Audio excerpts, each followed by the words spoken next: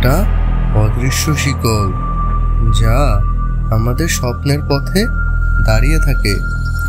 ভয় আমাদের বলে, তুমি পারবে না, মানুষ হাসবে, ব্যর্থ হবে। কিন্তু সত্য হলো, ব্যর্থতা থেকে মানুষ শেখে, হাসি থেকে মানুষ শক্ত হয়, আর না পারার ভয় কাটালেই মানুষ সফল হয়। ভয় কখনোই আমাদের শত্রু নয়, ভয় আসলে আমাদের শক্তির পরীক্ষা।